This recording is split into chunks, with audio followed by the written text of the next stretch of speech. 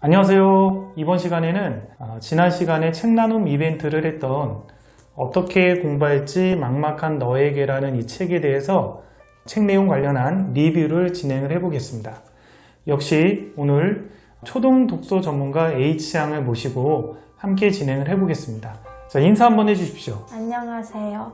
자, 이 어떻게 공부할지 막막한 너에게라는 책은 제가 읽어보니까 이 학부모님들도 읽으면 도움이 되지만 학생들도 읽으면 도움이 될 수 있게끔 충분히 쉽게 서술이 돼서 제가 초등학교 6학년인 H양에게도 한번 읽혀봐서 이 책 내용에 대해서 어떤 느낌을 가지고 있는지 인터뷰 형태로 리뷰를 진행을 해보겠습니다. H양도 이 책을 2번 읽으셨죠? 네.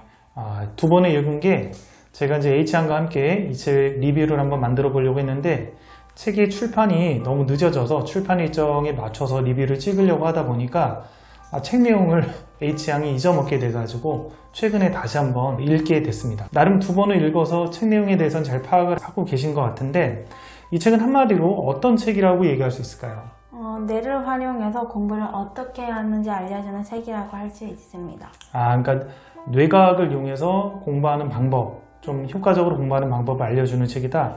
그러면 H양이 읽기에 이 책은 몇 학년 정도 수준까지 읽을 수 있을까요? 한 5학년부터 중학교까지 읽을 수 있을 것 같아요. 고등학생은 읽으면 안 되나요? 읽어도 되는데 너무 늦은 것 같아요. 고등학생이 읽기에는 좀 너무 늦어서 이 책에서 얘기하는 어떤 뇌를 이용해서 공부하는 방법을 활용하기엔 좀 늦는다. 네. 그러니까 초등학교 5학년부터는 좀 읽어서 효율적인 방법으로 좀 공부를 하면 좋겠다. 이런 말씀이시죠? 자, 이 책이 전에 읽었던 블루무스 출판사의 알쏭달쏭 상담소랑 약간 유사한 점도 있다면서요? 네. 알쏭달쏭 상담소처럼 사람의 뇌를 활용해서 공부를 더 잘할 수 있는 방법을 알려주는 게 비슷해요. 그러니까 알쏭달쏭은 이제 그 일본의 뇌과학자가 쓴 책이고 초등학교 3, 4학년들 정도의 눈높이에 맞춰서 쓴 책이라면 이 책은 평균적으로 한 중학생 정도가 읽으면 제일 좋은 책이라고 얘기를 할 수 있겠습니다. 이 책을 저도 2번을 읽었지만 굉장히 내용이 알차잖아요. 많은 내용이 있고 여기서 좀 나름 인상적이었던 거 있으면 소개 좀 해주실래요? 네.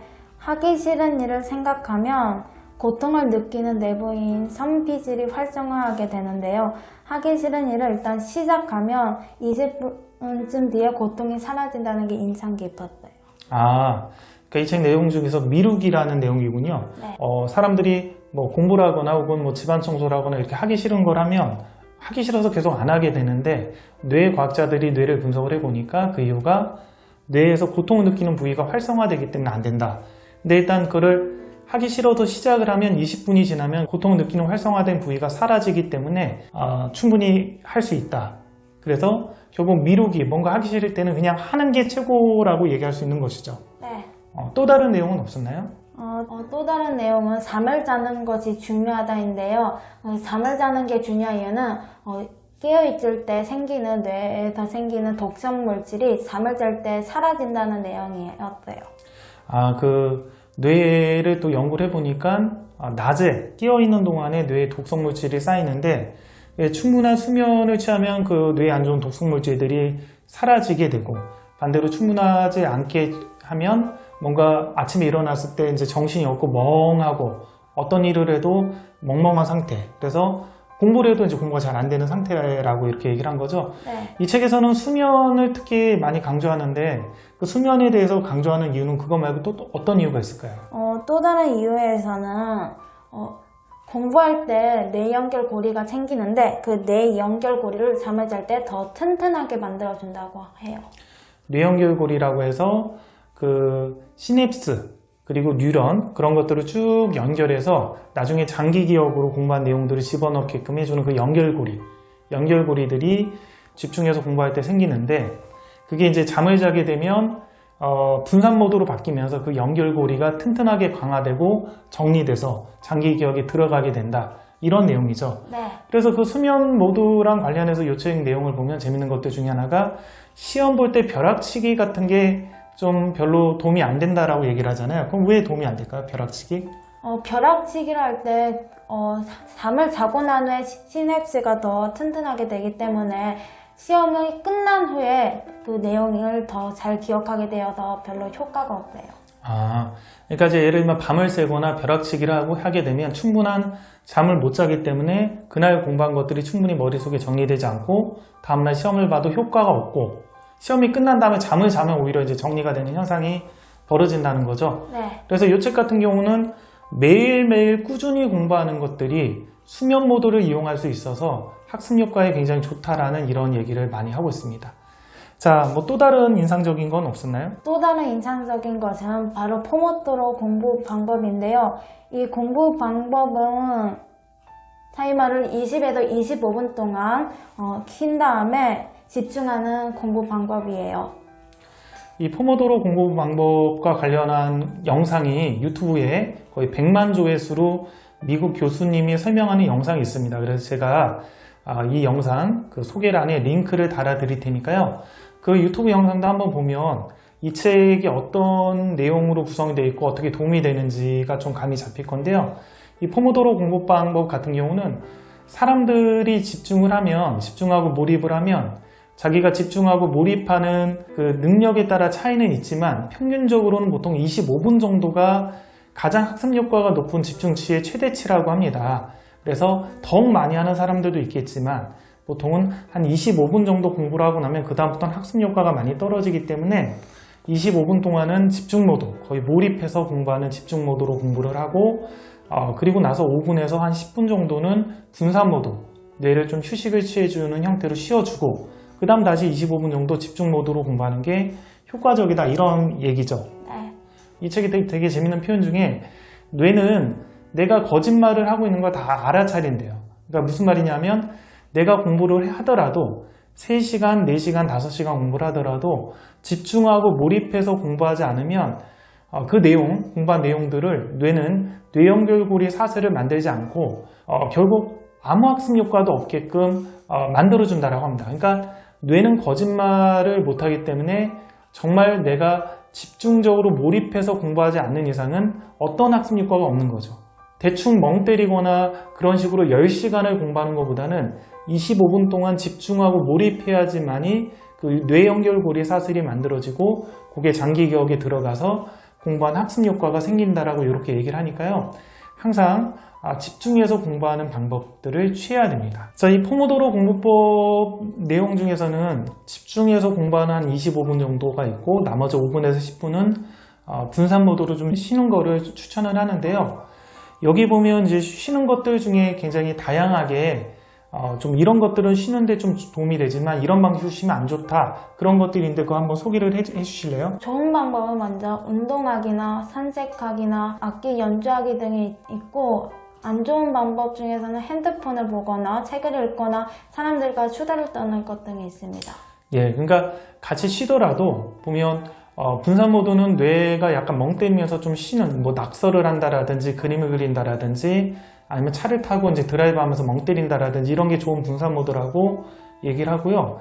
게임이라든지 TV 보기, 뭐 수다 떨기, SNS, 카톡하기 이런 것들은 또 하나의 집중 모드, 몰입을 만들어 오기 때문에 거기서 몰입했다가 다시 공부로 집중 모드 몰입을 하려고 그러면 뇌가 분산 모드가 되지 않고 전혀 효과가 없다라고 합니다. 그래서 다시 또 하나의 집중 모드가 되는 그런 어떤 쉬는 것들은 좋지 않다. 이런 얘기를 하고 있죠, 이 책에서는. 네. 집중 모드, 분산 모드를 활용을 해서 이제 공부를 할 때 특히 수학 문제 같은 거 풀 때 어려운 문제를 먼저 풀고 그 다음 쉬운 문제를 푸는 게 학습 효과도 높고 모든 어려운 문제까지 해결하는 데 더 도움이 된다. 이런 내용이 있는데 그건 어떤 내용인지 한번 소개를 해 주십시오.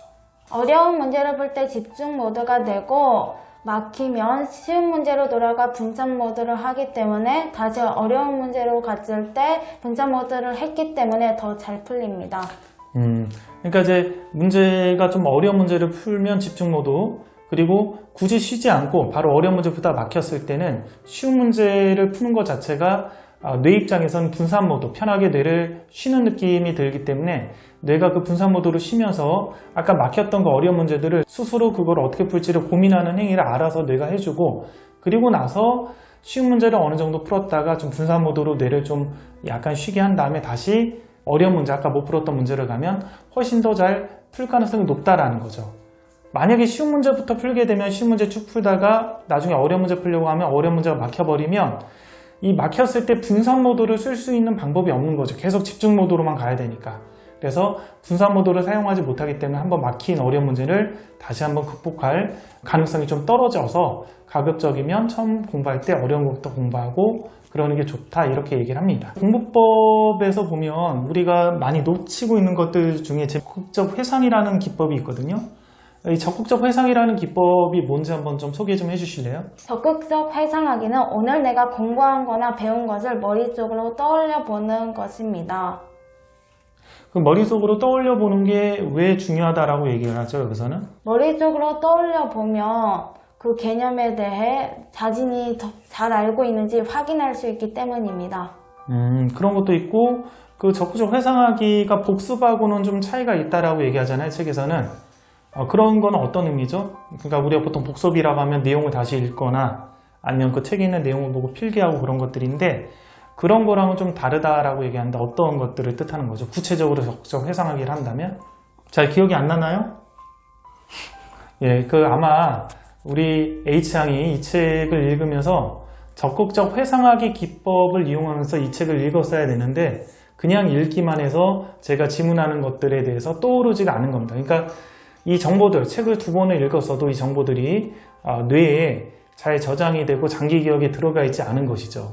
그래서 책에서는 이 적극적 회상하기라는 기법이 일반 복습하기, 다시 책을 읽는 거나 혹은 개념을 필기하기, 정리하기 이런 거랑은 좀 차이가 있다라고 얘기하고 책을 읽었으면 그 내용이 뭐였는지 머릿속으로 떠올리기 그리고 그걸 떠올리면서 다른 사람에게 설명하기 혹은 그거를 떠올리면서 하얀 백지에다가 그 내용들을 정리하기 이런 것들을 이제 적극적 회상하기라고 이렇게 얘기를 합니다. 이것들을 해줘야 어떤 수학 문제를 풀 때 이게 안 떠오르잖아요. 이 안 떠오른 것들이 뇌연결 고리가 강화되지 않아서 이 장기 기억에 정보들, 공부한 정보들이 저장되지 않은 거니까 그런 것들을 적극적 회상하기로 자기가 복습을 하고 그 회상하기를 해야지만 방금 제가 H양한테 질문할 때 같이 이런 상황이 되면 바로바로 그 내용들을 떠올리면서 말할 수 있게 된다라고 얘기를 합니다. 자, 그러면 마지막으로 그 H양은 이 책을 어쨌든 2번을 읽었잖아요. 근데 안타까운 거는 아까 제가 질문할 때 바로 대답을 못하는 거 보니까 이 책에서 강조하는 적극적 회상하기라는 기법을 사용하지 않고 읽은 것 같습니다. 또 이 책에서 이제 강조하는 방법들 중에 어떤 공부를 할 때 한번 훑어보기, 눈으로 전체적인 흐름이 뭔지 훑어보기, 그 다음에 정독하기, 연습장에다 낙서하듯이 쓰면서 정독하기, 그 다음 3번째가 책을 덮고 이 책 내용이 뭐였는지 적극적 회상하기. 이게 이제 3가지 기본 학습법 전략이라고 이렇게 얘기를 하는데요. 자, 이 학습법을 이제 H양은 알았잖아요. 그러면 이제 앞으로 공부를 할 때 의미가 있으려면 이것들을 적용을 해야 되겠죠. 그럼 어떻게 적용할 계획을 가지고 있나요? 오늘 배운 수학 내용들을 개념들을 공책에 정리하고 그 다음에 그 개념들을 머릿속에 집어넣어서 저녁 때 엄마한테 설명해 줄 거예요. 그것도 좋은 방법이고요. 그 다음에 이제 이 책에서 굉장히 강조하는 것 중에 그런 복습 같은 경우는 바로 하는 게 굉장히 좋다라고 얘기를 합니다. 그날 하루 가기 전에 그걸 해야지 내용결 고리에 의해서 장기 기억에 저장이 되기 때문에 이렇게 개념 노트에다가 손으로 정리하는 행위, 요거 같은 경우도 이 책 같은 경우는 워드로 쓰는 것보다는 뇌하고 손이 연결되어 있기 때문에 손으로 이렇게 정리하는 걸 굉장히 강조합니다. 손으로 정리를 해야지 뇌가 그 내용을 어떻게 쓸지를 한번 적극적으로 정리를 하고 쓰기 때문에 이렇게 정리하는 거를 강조를 합니다. 자, 그리고 또 다른 것들은 없나요? 예를 들면 아까 포모도로 공부법 같은 경우가 굉장히 소개하고 싶은 내용이라고, 인상 깊었던 내용이라고 얘기를 했잖아요. 그럼 포모도로 공부법 그런 걸 한번 실천을 해보겠다 그런 생각은 없나요? 집에서 영어 공부를 할 때 포모도로 공부 방법을 사용해 볼 거예요. 시계 같은 거를 이렇게 맞춰서 해야 되는 거죠? 네. 그렇다면 제가 포모도로 공부법 관련한 시계가 인터넷에서 보니까 파는데 그 시계를 하나 사줄 테니까 그걸로 한번 연습을 해보면 좋을 것 같습니다. 이 책에 나와 있는 방법대로 좀 실천을 굉장히 하는 게 중요합니다. 실천을 하고 이 책을 읽으면서 일단 그런 적극적 회상하기라든지 훑어보기라든지 연습하기라든지 그런 기법들을 한번 써보시고요. 이 책을 읽으면서 그렇게 한번 해보면 다른 과목이나 다른 공부를 할 때도 그런 방법이 좀 익숙할 수 있으니까 그런 방법을 취하면 좋을 것 같습니다. 저는 이 책을 개인적으로 읽으면서 굉장히 인상 깊었던 내용 중에 하나가 여기 있는데요. 자, 이 책 같은 경우는 비유법을 굉장히 많이 사용을 했습니다. 비유법을 사용한 이유가 이 책에서는 뇌 연결고리를 만들기 위해서는 굉장히 힘든 작업이기 때문에 기존에 내가 알고 있던 거에 비유를 해서 공부를 하게 되면 기존에 만들어놨던 그런 어떤 뇌 연결고리를 활용을 해서 새로운 개념을 받아들일 수 있기 때문에 더욱 쉽게 개념을 공부할 수 있다. 그래서 비유법을 많이 사용했는데 여기 나와 있는 비유 중에 아주 재밌는 비유 이런 게 있습니다. 만약에 불타는 건물에 있을 때 소방관이 나를 구해주러 온다. 근데 내가 소방관을 선택할 수 있다. 그럼 나는 어떤 소방관을 선택할 거냐? 첫 번째 소방관은 불타는 건물에서 사람들이 구조되는 걸 지켜보기만 한 소방관. 두 번째 소방관은 불타는 건물에서 사람들을 실제 구조하는 연습을 한 소방관. 자, 그럼 보통 사람들은 불타는 건물에서 사람들을 구조하는 방법을 영상으로만 지켜보든지 그런 걸 배우기만 한 사람보다는 실제 구조를 했거나 실제 연습을 한 사람들을 원하겠죠, 소방관으로.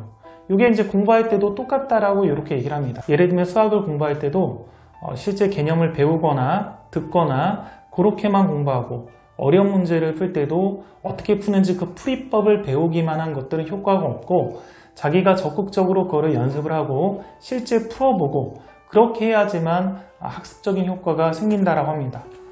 뇌는 거짓말을 인식한다 이렇게 얘기를 합니다. 거짓말이란 건 뭐냐면 내가 정말 집중하고 몰입해서 공부를 했는지 혹은 공부하지 않았는지 그런 거를 뇌는 판단할 수 있다라고 해요. 그래서 아무리 많은 시간, 아무리 많은 문제지, 아무리 많은 책을 얘가 공부를 해도 뇌의 입장에서는 얘가 집중하고 몰입해서 공부하지 않았다면 이게 실제로는 학습 효과가 하나도 없고 머릿속에 남는 것이 없는 것이죠. 정말 집중하고 올바른 방법으로 공부를 해야지만 뇌는 그거를 공부를 한 걸로 인식을 하고 그래서 장기 기억에 이렇게 저장을 해서 언제든지 내가 원할 때 끄집어낼 때 나올 수 있게끔 이렇게 된다라고 합니다. 자, 따라서 적은 양을 공부하더라도 학습 효과가 높아서 시험을 잘 보는 그런 학생이 되기 위해서는 이러한 뇌과학에서 나온 이런 방법들을 정확하게 이용을 해서 공부를 해야지 가능한 것이고요.